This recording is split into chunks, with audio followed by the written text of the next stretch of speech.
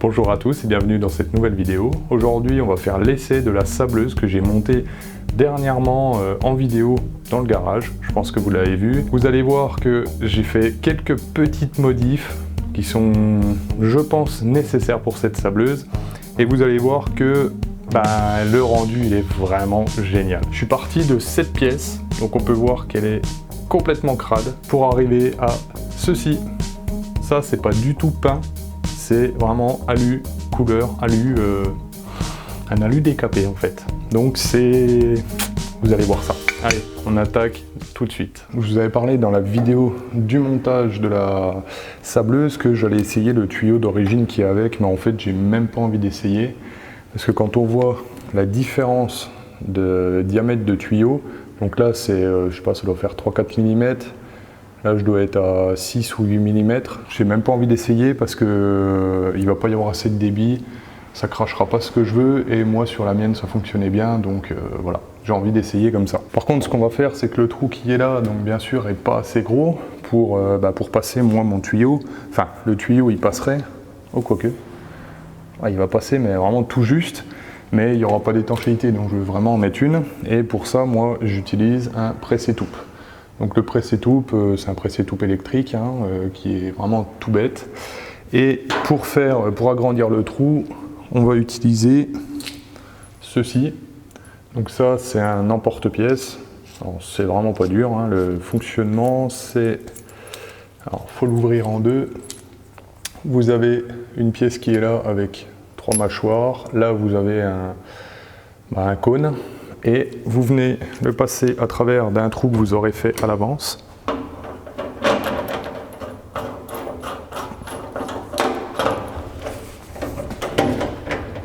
Ensuite, vous utilisez une clé et vous serrez. Alors, il faut essayer de rester quand même à peu près centré dans le trou.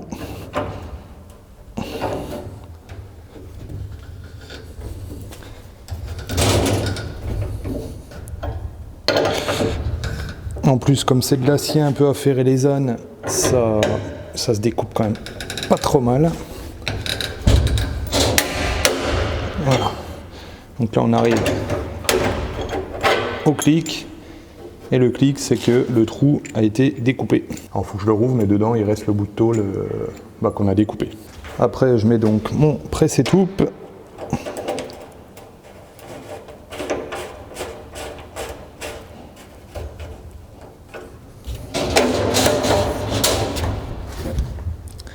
En plus, ça passe super bien avec la porte juste au-dessus. J'avais même pas fait gaffe, mais en fait, ça passe pile poil. On va pouvoir mettre le tuyau à travers. Voilà. Ça sert à rien qu'il y en ait de trop dans la cabine. De toute façon, ça servira à rien. Donc lui, je serre l'extérieur du presse-étoupe, comme ça en fait c'est étanche. Je vais récupérer par contre le tuyau qui était d'origine sur la sableuse, le gros tuyau pour amener le sable. Parce qu'il a l'air vraiment pas mal. Et celle-là, je vais la mettre de côté parce que pour l'instant, j'en ai pas besoin. Je vais utiliser mon pistolet de sablage que j'avais. Alors c'est exactement le même que celui qui donne avec. De toute façon, des pistolets de sablage, il n'y en a pas 30 000. Donc là, je vais mettre ce tuyau-là. Hop.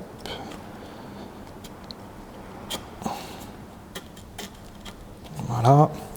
Et moi, le mien, je l'ai utilisé d'un raccord rapide d'air comprimé. Donc je le branche au tuyau qui sort de la sableuse. Là. Celui-là, je le mets dedans. L'autre bout du raccord, bien sûr, je le mets sur le tuyau de sable qui est à l'avant de la sableuse.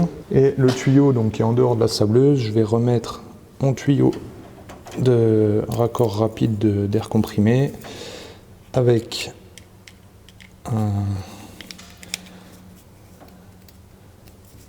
un collier, simplement. Quand on voit le diamètre du tuyau que j'ai remis, là, le raccord, on peut voir quand même que on est sur un bon diamètre. Je crois que c'est les plus gros qui existent dans le commerce. Alors après, peut-être chez des pros, on peut avoir plus gros.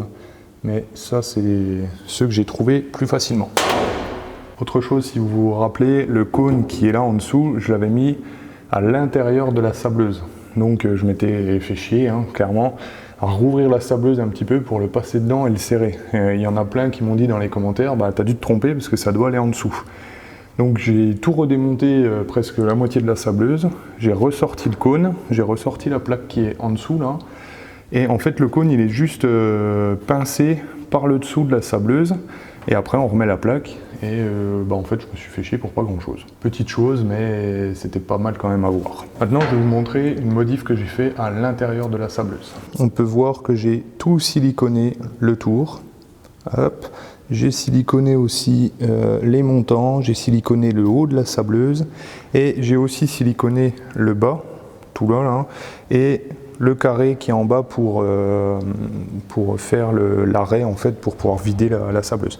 J'ai tout siliconé parce que c'est vrai que j'ai vu beaucoup de personnes qui disaient que c'était le seul problème de cette sableuse, c'est qu'elle n'était pas très étanche.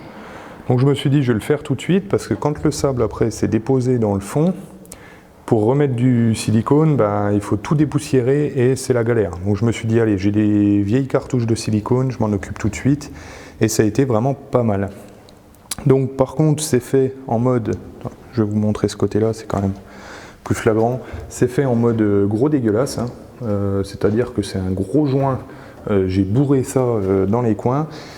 Il faut se dire qu'en fait, quand on sable, le seul moyen de ne pas détruire un objet, c'est que l'objet soit mou. C'est-à-dire que si vous siliconez sur du caoutchouc, vous n'allez pas pouvoir le percer parce que en fait, le sable il va taper dessus, il va rebondir. Et là, c'est ce que j'ai fait. En fait, j'en ai mis beaucoup pour pas que ça aille abîmer mon joint. J'en ai mis une grosse épaisseur pour que ça tienne dans le temps. Donc c'est pour ça que ça fait vraiment dégueulasse. Surtout là-bas dans le fond, il y a un gros pâté bien épais. Mais bon, ça tient et moi, ça me va pas mal. Pour les gants, je pense que vous vous souvenez que j'ai eu un problème, ils se sont déchirés. Donc je vais utiliser ceux-là. Ça, c'est les gants de mon ancienne sableuse. C'est pour ça qu'ils sont un peu pleins de poussière.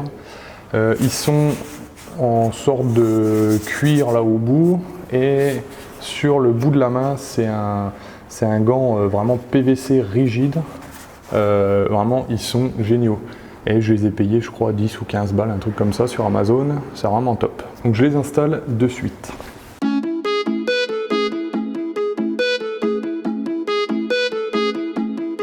Les fixations qu'il y avait aussi sur mon ancienne sableuse sont, je trouve, un peu mieux que ceux-là.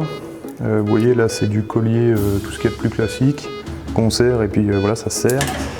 Celle-là c'est une grosse vis qui est plus facile à desserrer et en fait ça vient juste serrer cette partie-là, donc je vais mettre ceux-là.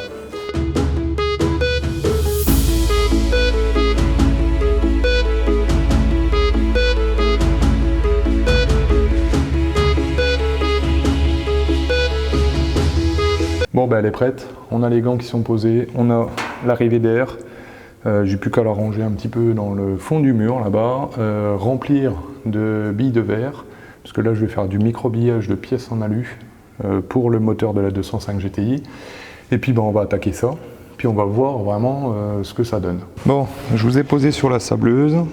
Alors, je voulais faire du micro-billage, mais il s'avère que la pièce que je dois démonter, donc c'est sur le boîtier d'eau.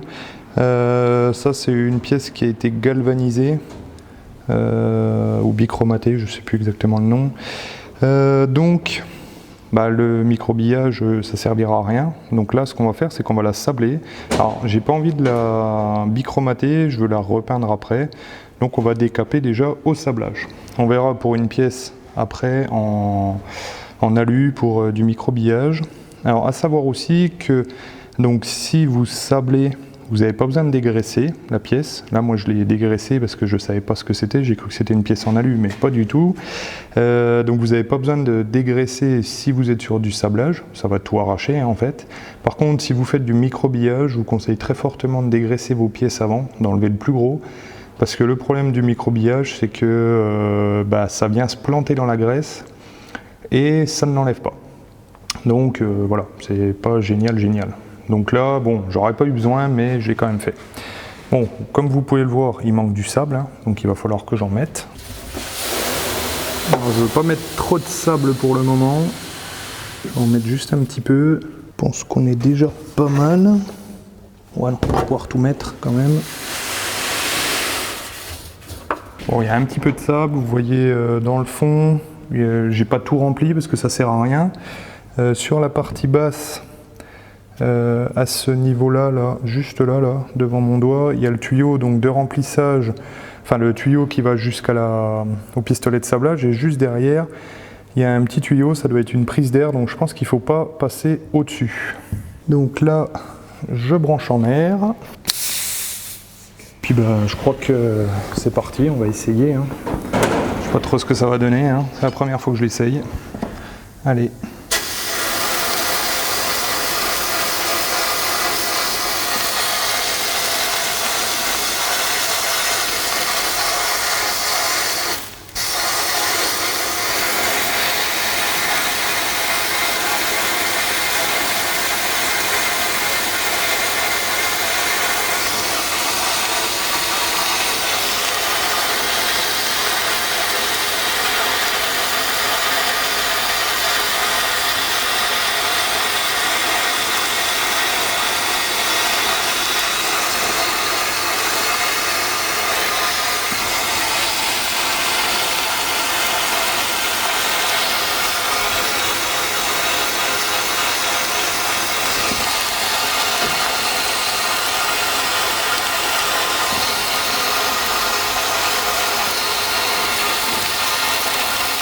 Pas beaucoup de pression sur le compresseur.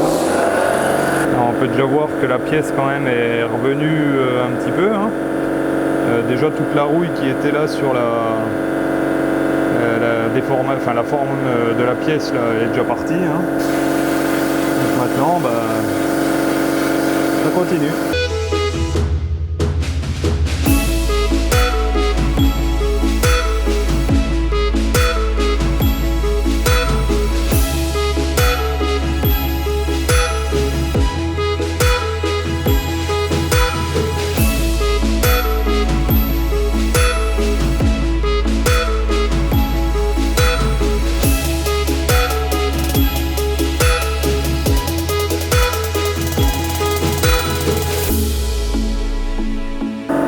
Bon je crois que là on a une pièce, elle est complètement décapée.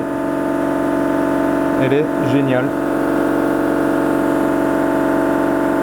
C'est top de chez top.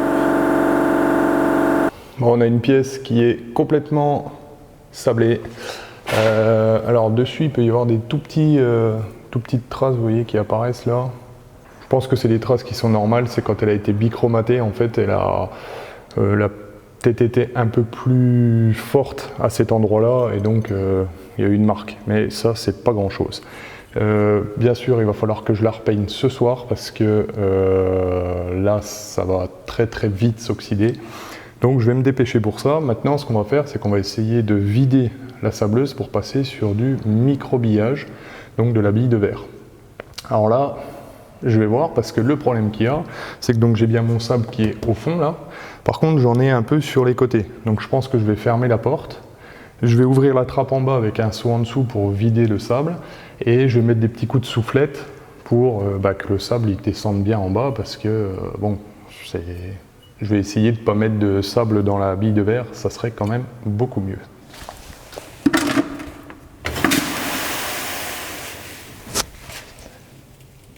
Bon, alors ça, cette technique d'ouvrir d'un seul coup, ça marche que si vous avez la contenance d'un seau. Si vous en avez plusieurs, il faut leur mettre plusieurs seaux. Là, j'avais fait exprès, j'en ai mis qu'un pour pouvoir faire ça. Bon, là, ça a l'air d'avoir déjà bien vidé. Mais on peut voir dans la sableuse, vous voyez, tout le fond, il est encore avec de l'ancien sable. Donc ce que je vais faire, je vais mettre des petits coups de soufflette et ça va tout vider.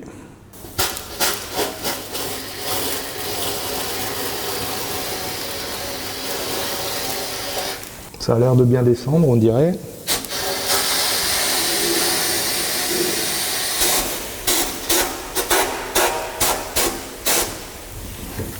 Bon, ça en met quand même un petit peu partout.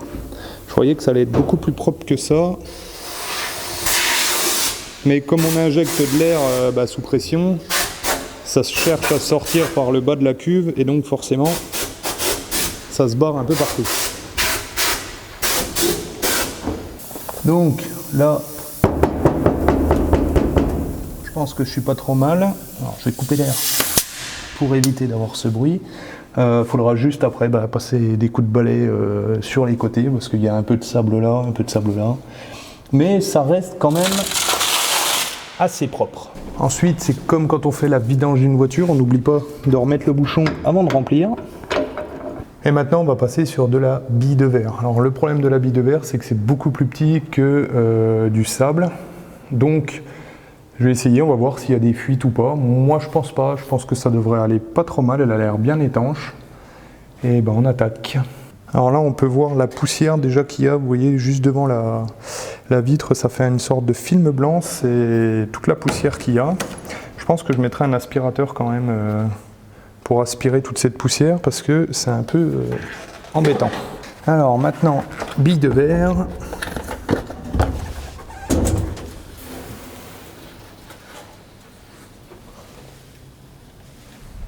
Alors j'ai regardé un coup en bas en même temps, il n'y a pas l'air d'y avoir de fuite.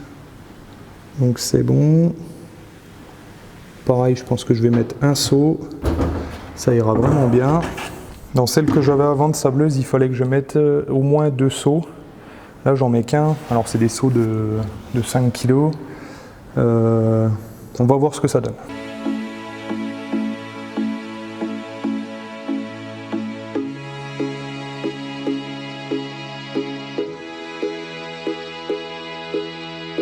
Alors, au niveau du rendu, je ne sais pas ce que vous en pensez, mais l'embout il est vraiment bien revenu.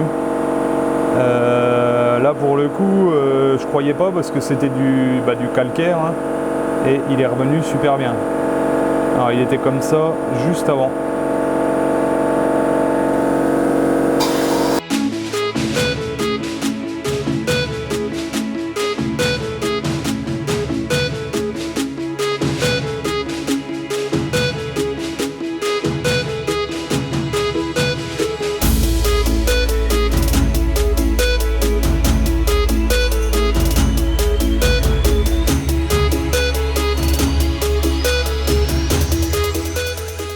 On se rend compte quand même qu'il y a des petits soucis des fois. Là, il y a un énorme trou quand même. Et en plus, il est traversant. Donc, faut que je vois si j'arrive à trouver une soudure ou quelque chose pour faire sur de l'alu. Bon, vous avez vu la pièce, elle est vraiment pas mal. En fait, je croyais que ça allait pas rendre, mais ça rend super bien. Ça a décapé, mais comme pas possible. Le microbillage, c'est juste un truc de dingue. Moi, j'adore vraiment le truc. Il y a juste cette pièce-là, à ce niveau-là, vous pouvez voir que là, il y a un trou, mais qui est traversant complet, quoi. Ben, en fait, là, je sais pas du tout ce que je vais pouvoir faire et pourquoi, en fait, ça a cassé comme ça. Enfin, ça a traversé. C'est bizarre parce que je crois que c'est que de l'eau dedans. Donc, normalement, ça devrait pas bouffer comme ça l'aluminium. Mais bon, si vous avez des produits, je sais que moi une fois j'ai fait de la soudure à froid sur je crois que c'était un radiateur aluminium, mais j'arrive pas à retrouver le produit, c'était une pâte qu'on mettait et vraiment c'était solide comme pas possible.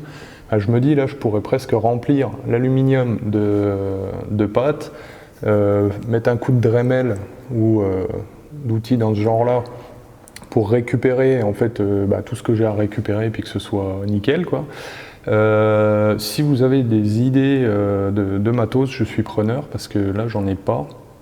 Et ouais, mettez-moi des liens dans les commentaires si vous avez. Je sais que vous êtes beaucoup à avoir plein de solutions, donc n'hésitez pas, ça me fera super plaisir. Alors autrement, au niveau de la sableuse, parce que le but de la vidéo c'est quand même de vous parler de cette sableuse et de vous dire ce que j'en pense. Ce que je peux dire, c'est que déjà c'est moins galère que ma sableuse qui est juste là, elle est juste à côté, faut que je l'enlève puisque celle-là elle va partir à la poubelle. Celle-là elle est très bien, elle est vraiment très bien parce que moi la mienne en fait comme elle n'avait pas de cône, j'étais obligé de me balader avec le tuyau qui aspire le sable puis d'aller chercher le sable dans la sableuse pour le balancer sur la pièce. Donc avoir une main sur le tuyau, l'autre main le pistolet, vous n'avez plus de main pour tenir la pièce, donc c'était un peu galère. Là c'est la première fois où en fait je peux tenir ma pièce, tenir mon pistolet et puis sabler, donc ça c'est vraiment topissime. Il y a une personne qui m'a dit dans les commentaires de la vidéo de la sableuse que lui il avait essayé, il avait la même et c'était une vraie merde. Alors non, je pense pas que ce soit une merde, je pense juste que c'est le tuyau d'amener d'air qui est merdique. Ça, c'est sûr et certain. Donc vaut mieux peut-être faire cette modif tout de suite de tuyau en direct vers ton pistolet et tu auras un bon débit parce que oui, il faut une pression, mais il faut aussi un débit. C'est-à-dire que si vous n'avez pas assez de débit d'air, mais que vous avez une pression, bah forcément votre pression elle va diminuer. Forcément, s'il n'y a pas assez de débit, la pression elle diminue. Donc, je peux conseiller, c'est de mettre un gros tuyau qui aille jusqu'au pistolet. Moi, j'ai mis un raccord au niveau du pistolet, peut-être même ne pas en mettre et mettre directement le tuyau sur le pistolet. Ça peut peut-être améliorer encore parce que tout raccord diminue le débit. Ce que j'ai vu, c'est que, hop, bah là, vous le voyez tout de suite, dans les coins, là, il y a du blanc. Là, aux quatre coins. Donc, je pense que c'est les vis qui sont à ce niveau-là, là. Ou juste le coin là qui doit fuir très légèrement quand elle monte en pression.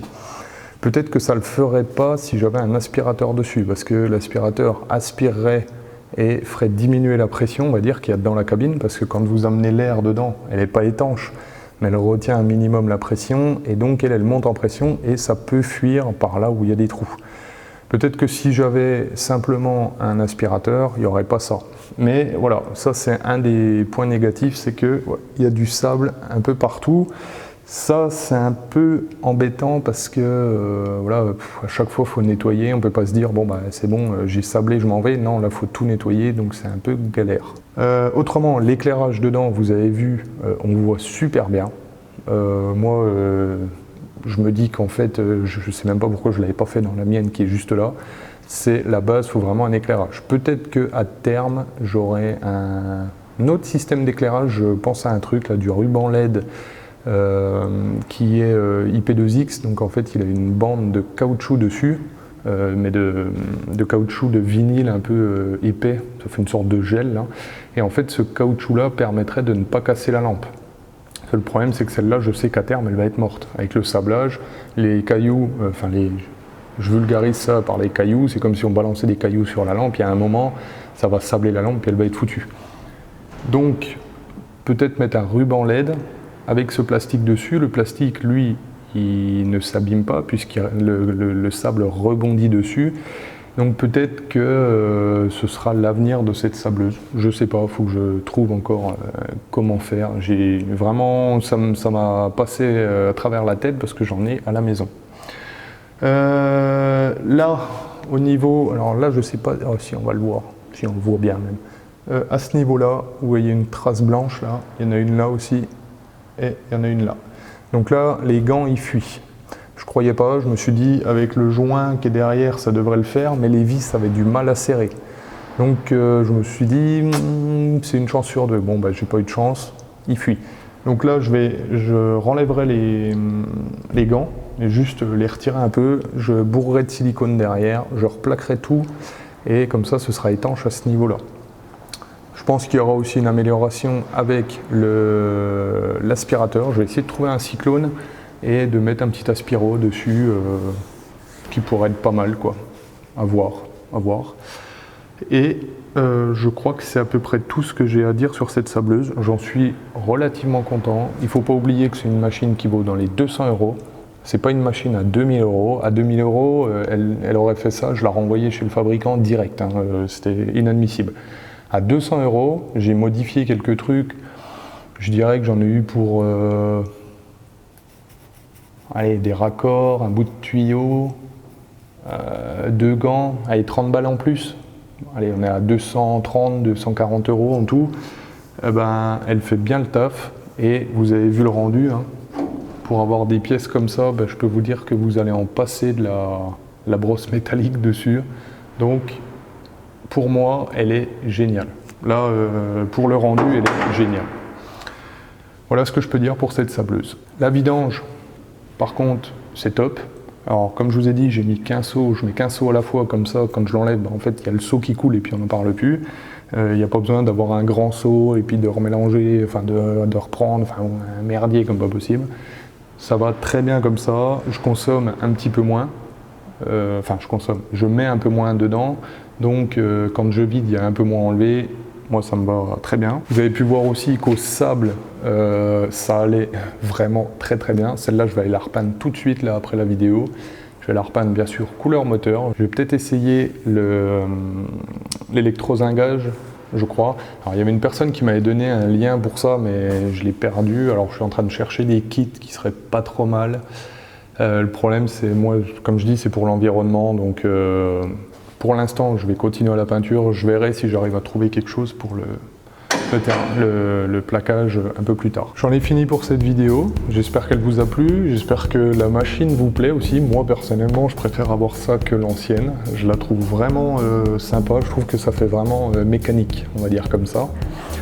Ça fait propre en plus. Elle est dans un coin. Elle emmerde personne. Ça, c'est vraiment bien. Donc moi, je vous souhaite à tous une très bonne semaine. Restaurez bien. Ah oui, une autre chose, je pense qu'il va y avoir un futur matériel parce que là je me tâte vraiment pour ça, c'est que comme avant il faut dégraisser, je sais pas si je vais pas m'acheter une cabine de dégraissage. Je la mettrai juste à côté là, elle sera vraiment bien là. Hop, dégraissage, sablage, dégraissage, sablage. Je pense que ça rendrait super bien. Bon allez, à plus.